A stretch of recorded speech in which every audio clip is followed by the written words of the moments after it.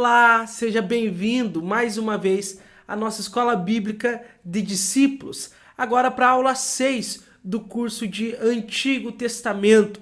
Entramos então no período mosaico através do livro de Êxodo. Até que então nós estávamos no período patriarcal, onde o povo de Deus era liderado pelos patriarcas Abraão, Isaac e Jacó.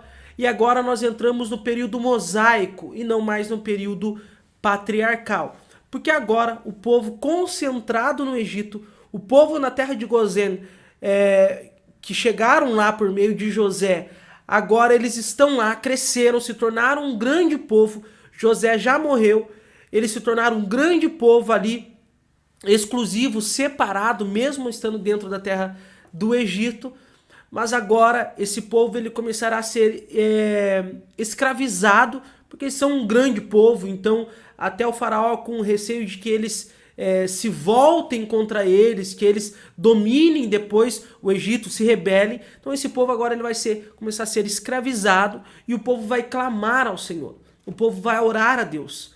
O povo vai clamar a socorro, a Deus por socorro, e o Senhor os ouvirá, levantando assim Moisés para ser o libertador, o resgatador, o libertador deles. O Êxodo é de longe uma das narrativas mais extraordinárias da Bíblia. Ele é extraordinário, um grande povo, mais de 1 milhão de pessoas sendo guiadas no deserto por um Deus poderoso, né? E o Êxodo ele vai ser dividido, e nós vamos dividir também nas aulas, em duas partes. A primeira parte mostra Moisés como libertador do povo, ou seja, Moisés sendo usado por Deus para tirar o povo do Egito. Então a primeira parte mostra isso, Deus libertando o povo do Egito. Então nós veremos ali as pragas, o poder de Deus, o Mar Vermelho, né? Veremos ali todo o diálogo de Moisés, Arão com o faraó. Então Deus tirando o povo do Egito e levando para a terra da promessa. A segunda parte do Êxodo, né, é essa peregrinação no deserto, o caminho no deserto até que eles cheguem próximo à terra prometida. Então nós estudaremos Êxodo por essas duas partes. A primeira parte, Moisés como libertador, depois Moisés como legislador, porque Deus vai entregar a lei para o povo. Então da metade para frente Deus vai entregar a lei para eles, e agora Moisés vai ser aquele que julga, que cuida, que julga a causa do povo, que organiza o povo, que estrutura aquilo, que entrega a lei para o povo, né? E realmente prepara esse povo para ser o povo de Deus. Então nós vemos essas duas partes, a libertação do Egito e a peregrinação no deserto. Hoje vamos nos concentrar em como Deus tirou o povo de Israel do Egito. Como que Deus tira esses 600 mil homens, fora mulheres e crianças, esse 1 milhão de pessoas aproximadamente do Egito, e o faraó permite esse povo sair. Então nós veremos agora como se deu essa libertação, como Deus levanta Moisés e tira aquele povo através da liderança de Moisés do Egito rumo à terra prometida. Precisamos então começar falando sobre Moisés. Como se deu o nascimento de Moisés? O nascimento, a forma que Deus levanta Moisés foi de forma extraordinária, sobrenatural, miraculosa, mostrando ali o controle e a soberania de Deus em toda a história do povo de Israel. Então assim, o povo estava se tornando muito grande, e Faraó, com medo desse povo grande se levantar, se rebelar contra o Egito e dominar o Egito, qual a providência que Faraó toma? A primeira providência de Faraó é colocar esse povo como escravo, colocar mais impostos, mais dívidas sobre eles e usá-los como mão de obra barata, como mão de obra escrava verdadeiramente. Então essa é a primeira forma, mas ainda assim o povo continuava a crescer. Então a segunda estratégia de Faraó foi o seguinte: vamos matar todo menino homem. Como as parteiras que iam fazer o parto tinham um temor a Deus de matar as crianças, elas não matavam. E a terceira estratégia, dentro da segunda estratégia de Faraó, a terceira estratégia foi mandar colocar as crianças no rio. E a mãe de Moisés faz isso. E Moisés vai levado então pelas águas do rio. O problema é que para Faraó e a soberania de Deus é que Moisés ele é encontrado pela filha de Faraó. A filha de Faraó vai se banhar no rio, vai tomar banho no rio, e quando ela vai tomar banho no rio, ela encontra uma das crianças dos hebreus, uma das crianças do povo de Deus que foi lançado no rio. E ela decide criar aquela criança e coloca o nome daquela criança de Moisés, que significa tirado das águas. Então ela coloca o nome de Moisés e decide criar como filho. E ao decidir criar como filho, ela não pode amamentar. E ela pede para buscar uma ama de leite, ou seja, uma escrava que esteja em período de amamentação. Então ela pode amamentar essa criança. E a irmã de Moisés está ali e ela se oferece para isso. E ela vai chamar alguém para amamentar. E quem ela chama? Exatamente. Ela chama a própria mãe biológica de Moisés para cuidar dele, para amamentar ele na infância. Então ele é criado como rei, ele é criado como um príncipe na casa de Faraó, ele é criado com o ensino que só a família de Faraó ali tinha, o conhecimento que só eles tinham, tudo que só eles tinham, mas a infância toda ele passa nos braços da mãe, sobre o cuidado da mãe biológica, sobre a instrução da mãe biológica, conhecendo as coisas de Deus através da mãe biológica. Então você percebe que a soberania de Deus fez com que o nascimento de Moisés fosse não só possível, mas que ele fosse encaminhado para casa onde ele precisaria daquele conhecimento para ser quem Deus o chamou para ser. Por exemplo, Moisés escreveu os 5 primeiros livros da Bíblia, por quê? Porque ele foi criado em uma casa que tinha estudo. E se ele fosse um hebreu, simplesmente, ele não teria estudo, ele era escravo. Mas ele é criado como um rei, mesmo sendo cuidado pela mãe desde a infância. Então, os 40 primeiros anos de Moisés, ele passa no Egito, e aqui vai ficar fácil de você entender a vida de Moisés. A vida de Moisés foram 40, 40 e 40. Como assim, pastor? Foram 40 anos morando no Egito como filho da filha de Faraó, como príncipe do Egito. Depois ele mata um egípcio porque está maltratando um hebreu. Então ele já sente aquela necessidade de ser alguém que vai libertar o povo da aflição, só que ele faz da maneira errada. Ele mata um egípcio, então ele foge. E quando ele foge, ele fica 40 anos foragido. Ele fica 40 anos no deserto de Midian. 40 anos onde ele conhece o seu sogro, onde ele conhece a sua esposa e casa-se com aquela mulher. Ele passa 40 anos ali cuidando do rebanho do seu sogro. E quando completa ali os 40 anos, Deus aparece a ele numa sarça ardente.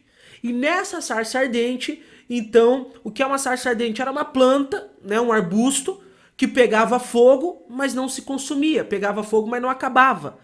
Enquanto ele está ali cuidando do rebanho do seu sogro, ele se depara com isso.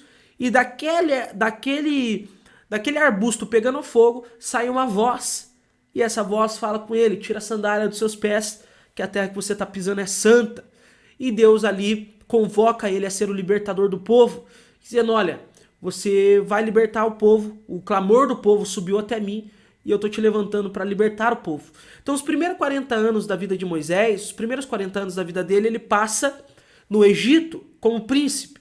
Os outros 40 anos, ele passa no deserto de Midian, cuidando dos rebanhos do seu sogro, onde ele casa, onde ele tem filho, e dali ele sai então para ser o libertador, e ele vai passar agora 40 anos no deserto, caminhando com o povo, até que ele irá morrer pronto a entrar na terra prometida, perto da terra prometida, ele vai então falecer. Então, aqui nós entendemos o panorama aí da vida de Moisés. Mas eu quero pensar com você sobre o chamado de Moisés, porque Deus chama Moisés agora ser o libertador. E Moisés dá 4 desculpas o porquê ele não pode ser o libertador. Então Deus chama Moisés a ser o libertador, e a primeira coisa que Moisés fala é o seguinte: mas quem sou eu? Quem sou eu para ir até Faraó. Quem sou eu diante de Faraó? E a resposta de Deus a essa indagação é: eu vou contigo. Não depende de você, depende de mim. Então Moisés fala: mas quem sou eu? E Deus fala: eu vou com você. E diante dessa resposta de Deus, Moisés faz outra indagação. Ele diz: mas em nome de quem eu vou então? Qual é o Deus que eu estou indo em nome dele? Porque o Egito havia vários deuses. Eles são um povo politeísta, adoram vários deuses, falsos deuses, né? E Moisés diz: então, em nome de quem que eu vou? A quem eu falo para Faraó que eu estou representando? Qual Deus que eu estou representando que eu falo para ele? E Deus fala: eu sou. Eu sou o que sou. E o que significa esse eu sou o que sou? Basicamente o que nós precisamos entender aqui é que esse eu sou significa o seguinte: eu simplesmente sou, não há algo que me defina. Eu não me pareço com outros deuses, eu não me pareço com vocês. Eu fui, eu sou e eu serei. Eu sou suficiente em si mesmo. Eu sou Deus acima de tudo. Esse eu sou, existe uma plenitude nesse eu sou. Eu quero pensar com você em outras lições mais para frente, nós vamos falar só sobre esse eu sou aqui, então nós não vamos entrar nos detalhes agora. Mas o que você precisa entender é que esse eu sou, basicamente Deus está dizendo para Moisés: não há um nome que me defina. Eu simplesmente sou, acima de toda a existência. Eu não fui criado, mas eu crio todas as coisas. Então você está indo no nome do Deus verdadeiro. O eu sou me enviou. É isso que você vai falar para Faraó. Em terceiro lugar, então, Moisés entende, é o Senhor que vai, e o Senhor então o Senhor é todo poderoso, porém, ele diz o seguinte: mas eles não vão acreditar em mim. Os israelitas não vão acreditar em mim. Eles não vão acreditar que eu sou mensageiro de Deus. Porque você imagina, eu era neto de Faraó, filho da filha de Faraó. Como eles vão acreditar em mim? E Deus fala: você vai realizar sinais, eu vou realizar sinais através da sua vida. Então, Deus realiza sinais miraculosos ali para que seja comprovado que Deus está sobre a vida de Moisés. Por exemplo, a vara que se transforma em cobra, em serpente, depois engole as outras serpentes. E o quarto argumento de Moisés é o seguinte: mas eu não sei falar, eu sou pesado na fala. Alguns vão dizer que Moisés era gago, outros vão dizer que Moisés ele era pesado no sentido de ser muito duro na hora de falar. Mas fato é que isso são interpretações, conjecturas, mas o fato é que Moisés fala: eu sou pesado no falar. Se ele era gago, se ele tinha dificuldade para falar, se ele tinha medo de falar, se ele era muito duro na hora de falar, não sabemos. Fato é que ele usa isso como desculpa: eu não sei falar. Eu não sei falar.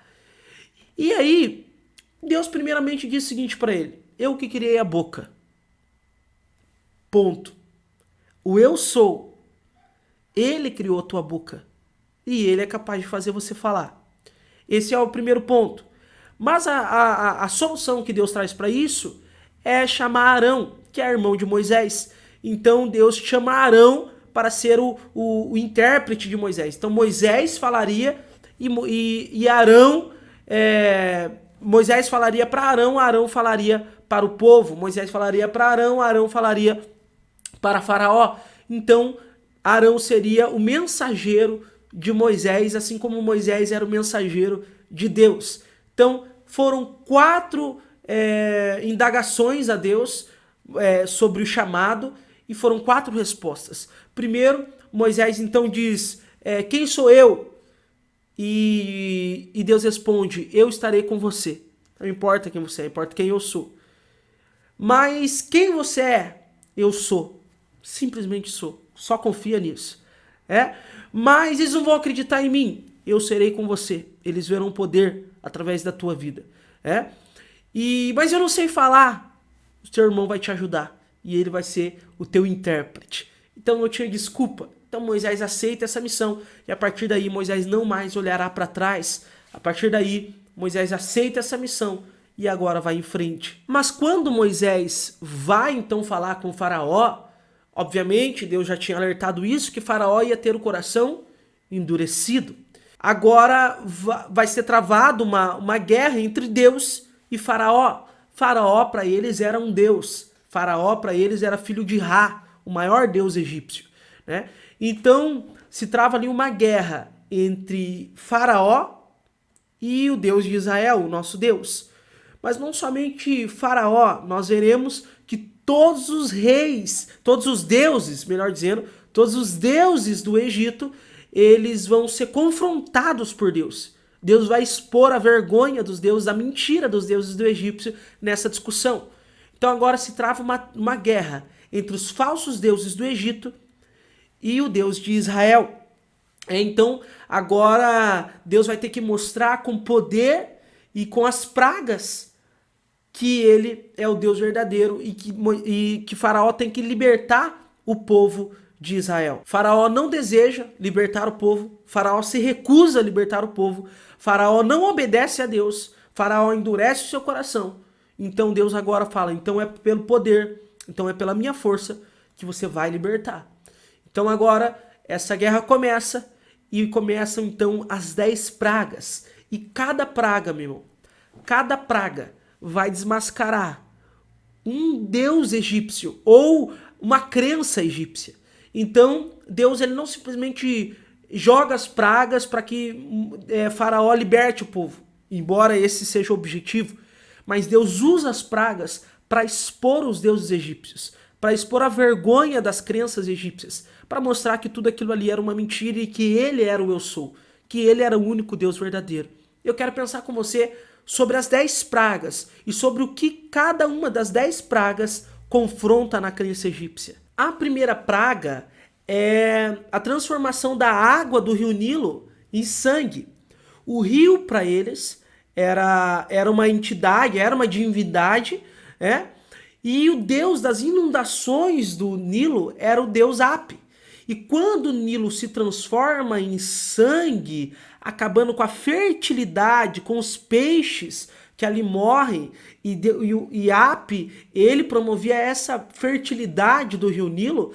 Então, quando as águas do rio Nilo se transformam em sangue, os peixes morrem, é o primeiro ataque aos deuses egípcios. Api é envergonhado ali. A segunda praga é a praga das rãs. E essas rãs infestam o Egito todo.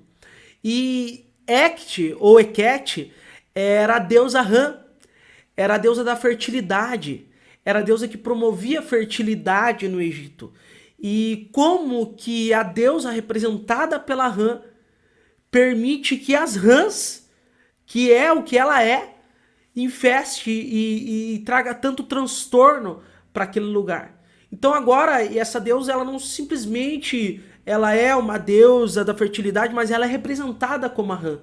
Então ao olhar para a rã eles estão olhando para o próprio deus deles. E de repente a nossa deusa está fazendo isso com a gente. E a segunda deusa, que é Hecate, ela é exposta, ela é envergonhada, ela é desmascarada através dessa segunda praga. A terceira praga é a praga do pó da terra se transformando em piolho, e aqui é uma crença deles que acaba sendo derrubada, né? Por quê? Porque até então os magos com as artes místicas, com as artes ocultas, eles conseguem reproduzir a água transformada em sangue, as rãs, só que agora eles não conseguem reproduzir os piolhos, o pó da terra se transformando em piolho. Então, as artes mágicas que eles utilizavam, as artes ocultas que eles utilizavam e atribuíam ao deus Tote, né? Então, tá aqui Tote. Então, eles atribuíam essas artes, essa magia, ao deus da mágica, deus da magia, que é Tote. Então eles não conseguem reproduzir.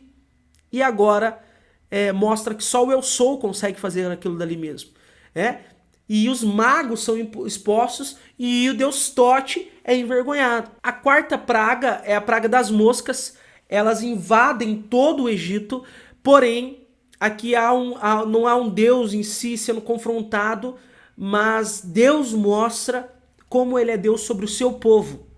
Por quê? Porque ele envia moscas para todo o Egito, mas na terra de Gozém, aonde está o povo de Deus, não há mosca nenhuma. Então, Deus está mostrando como ele é o Deus de Israel. Ah, mas quem está fazendo isso? Eu vou mostrar que é o Deus de Israel. Por quê? Porque Israel não vai ser tocado.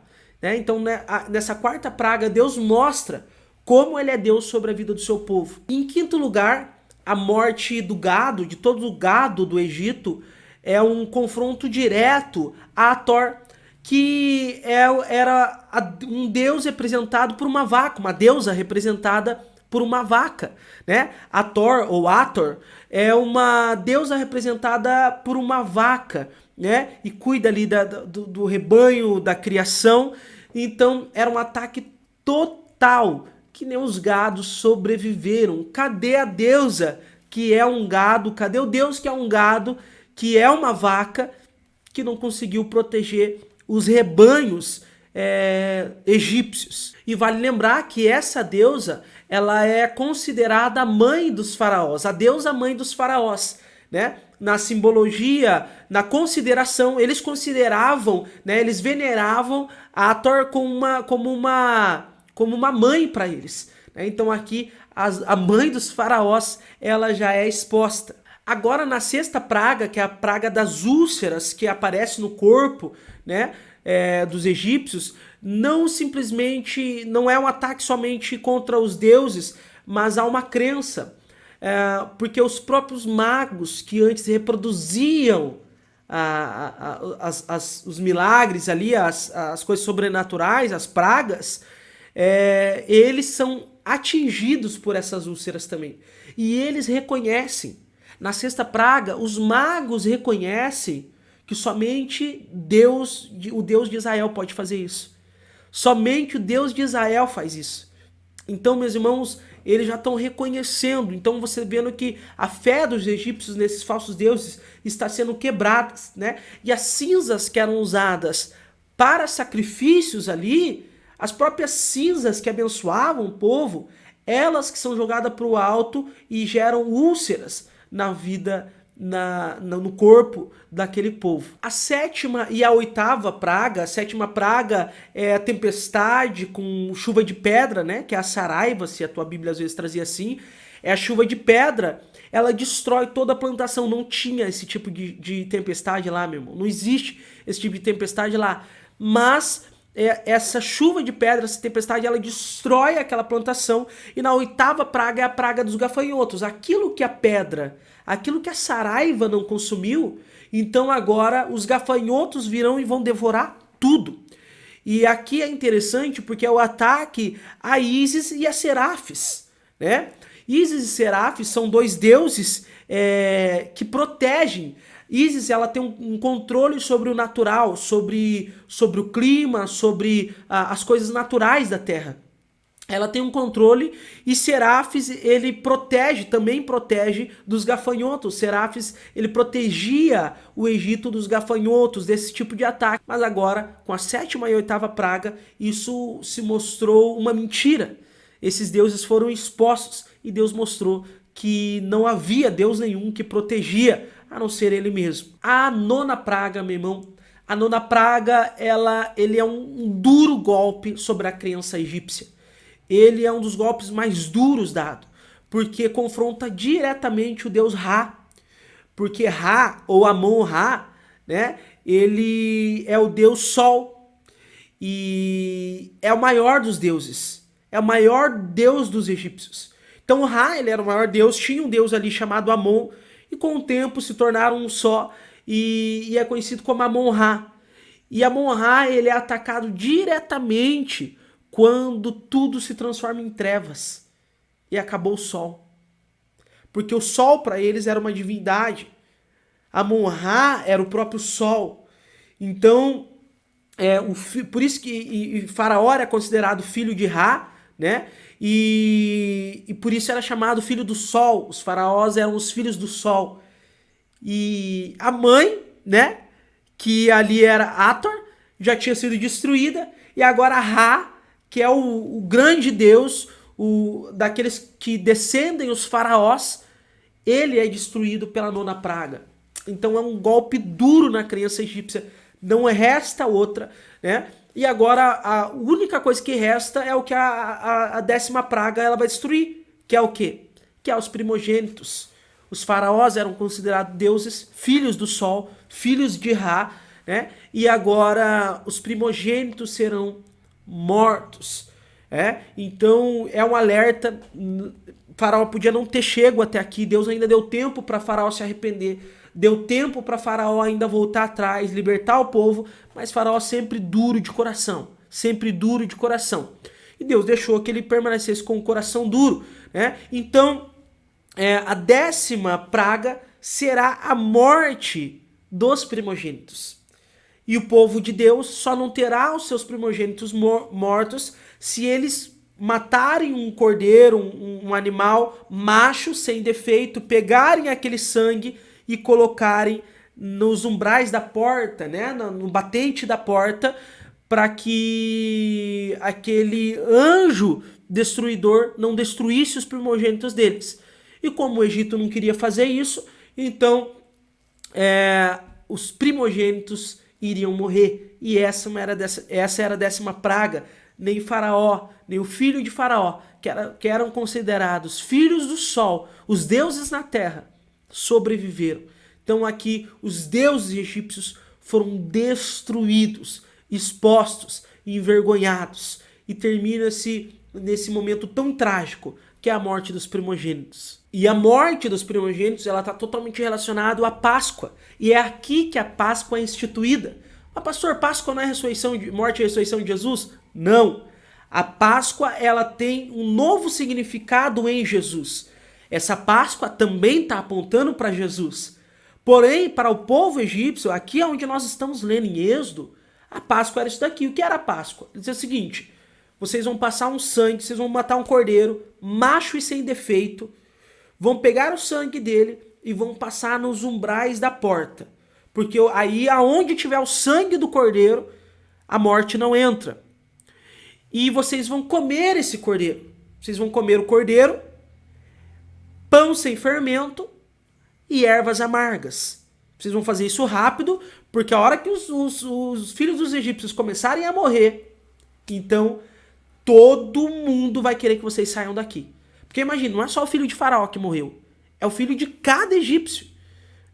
Cada egípcio que não colocou sangue nos umbrais da porta, meu irmão, os filhos morreram. Então imagine o desespero que foi. Eles queriam que o povo saísse rápido daquele lugar, né? Então, aqui nós vemos a instituição da primeira Páscoa. E aí vem o nome Páscoa. Porque Páscoa, a palavra Pessá, que dá origem ao nome Páscoa, que traduzindo para o nosso português é Páscoa, a palavra Pessá significa passagem. A palavra Páscoa significa passagem. Ou seja, aonde tiver o sangue, o anjo não vai entrar, mas ele vai passar ao largo, vai passar por ali, vai Pessá, Páscoa, né? Então o nome Páscoa ele vem desse significado, passar longe, passar ao largo, né? Que era o que o anjo fazia onde ele via o sangue, ele não entrava para destruir. Então Páscoa vem com esse significado, que o anjo não destruirá aonde tiver o sangue do cordeiro. E óbvio que isso está apontando para Jesus. É claro que isso aqui está apontando para Jesus. E depois o sangue do cordeiro derramado na cruz, na madeira da cruz, ela vai nos livrar da morte. E a morte não terá mais poder sobre nós. Obviamente, mas aqui nós precisamos entender o que está acontecendo aqui no contexto. Eles não sabem de Jesus, eles ainda não conheceram de Jesus. E tudo que eles conhecem é o que está acontecendo aqui agora. Então, eles comemoram essa festa, e essa festa é instituída agora. Todos os anos eles vão ter que comemorar o dia em que Deus tirou eles da escravidão e com poder destruiu os deuses egípcios e libertou eles do Egito. Porém, eles tinham que fazer tudo aquilo rápido, já com tudo arrumado no corpo, cingido, cinta, tudo na mão, comer rápido, comer de pé. Por quê? Porque eles teriam que sair rápido dali, porque o povo ia obrigar eles a saírem rápido. E foi isso que aconteceu. Quando o povo viu que os seus filhos morreram, eles empurravam, a Bíblia diz que eles empurravam o povo de Deus para ir embora rápido, davam ouro, davam roupa, davam objetos. Então o que eles queriam? que aquele povo saísse rápido. E Deus prometeu e assim fez. Deus tirou o povo de lá. Faraó não queria deixar o povo sair. Agora, Faraó não teve somente que deixar o povo sair, mas ele deixa o povo sair. E o povo sai de lá rico. O povo sai de lá com os tesouros do Egito. O povo sai de lá com presentes. Então o povo dá coisas para o povo de Israel. O povo do Egito dá coisas para o povo de Israel agora leva comida, leva ouro, leva roupa, né? E o povo sai de lá com essa honra ainda em direção ao deserto. A passagem pelo Mar Vermelho já é algo muito conhecido por todos. Eles estão fugindo então nesse sentido. E em algum momento o Faraó fala, não, o que a gente fez? A gente agiu mal, vamos atrás desse povo, fazer eles voltarem. E ele vai então atrás daquele povo que já saiu em direção ao deserto. Só que esse povo, eles se encontram com o Mar Vermelho. Eles se encontram com o mar.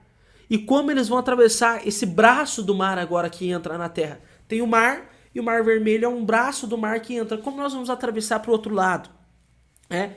E ali há algo milagroso, o povo já começa a murmurar, reclamar. É a primeira murmuração aqui.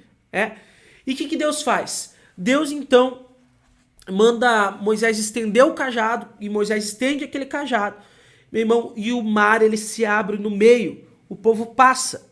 E quando o faraó entra no meio daquele mar para ir atrás do povo, uma coluna de fumaça fica na frente e não deixa eles prosseguirem, interrompe, então eles vão prosseguindo, mas vão prosseguindo devagar. Quando o povo termina de atravessar o Mar Vermelho, o faraó está no meio do mar. E o que acontece? O mar se fecha.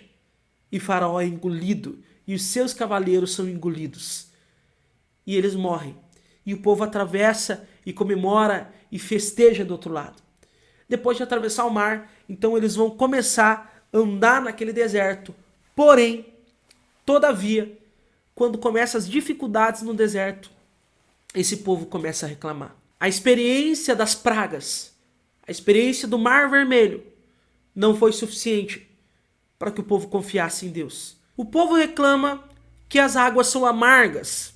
Deus transforma a água em água doce, em água potável para eles beberem. O povo reclama porque não tem comida. Deus faz maná cair do céu, né, que eram pequenos farelinhos. Né? O povo fala pão caiu do céu. É pão, porque transformava-se num pão depois. Mas eram pequenos farelinhos que juntando, né, ele formava uma massa, como a massa de pão. Então eles comiam aquele maná. Aí o povo reclama, estamos cansados de comer maná. Deus envia então codornizes, para que eles comam carne. Depois o povo reclama porque não tem água de novo. E Deus usa Moisés lá fere a rocha jorra água de dentro da rocha. Né? A água sai da pedra para que aquele povo beba. Mas o povo sempre murmurando, meu irmão. Sempre reclamando. Né? Essa era uma característica muito clara que nós vemos em Êxodo. Outra coisa que vale destacar, diante dessa murmuração toda, eles enfrentam uma batalha. E os amalequitas, eles vêm para destruir o povo de Israel. E nós vemos um episódio muito legal aqui, que é onde, nessa primeira batalha, Moisés fica com a mão estendida. E quando Moisés está com a mão estendida, o povo vence a batalha. Quando Moisés abaixa, o povo perde a batalha. Aí nesse sentido, então, Moisés levanta as mãos e aí os seus ajudantes, então, segura Arão e Hur, seguram as suas mãos para que ele continue com as mãos levantadas. E eles seguram as mãos e assim eles vencem aquela batalha. É onde Moisés declara Jeová Nissi, ou seja, o Senhor é a minha bandeira. Lembra na aula passada que Abraão, ele diz Jeová Jirê, Deus é a minha provisão? Agora Moisés diz Jeová Nissi, o Senhor é a minha bandeira. O que é isso, meu irmão? Eles estão dando nomes para Deus. Por quê? Porque Deus ele não tem algo que defina ele. Então ele precisa de várias coisas. Nossa, eu descobri isso de Deus, eu descobri isso de Deus. Aqui que eu descobri? Eu descobri que Deus provê. E o que Moisés descobriu aqui? Que Deus luta, né? Que Deus luta por nós.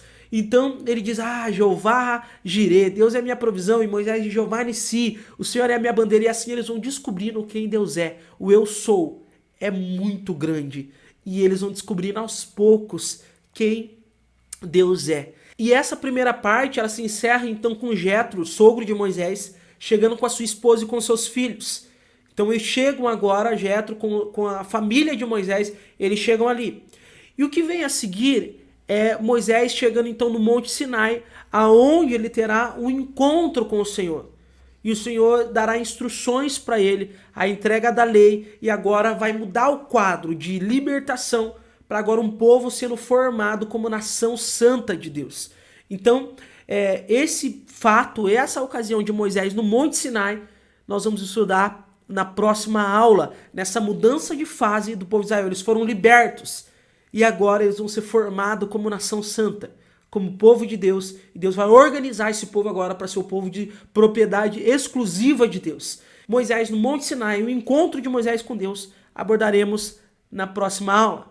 Até lá!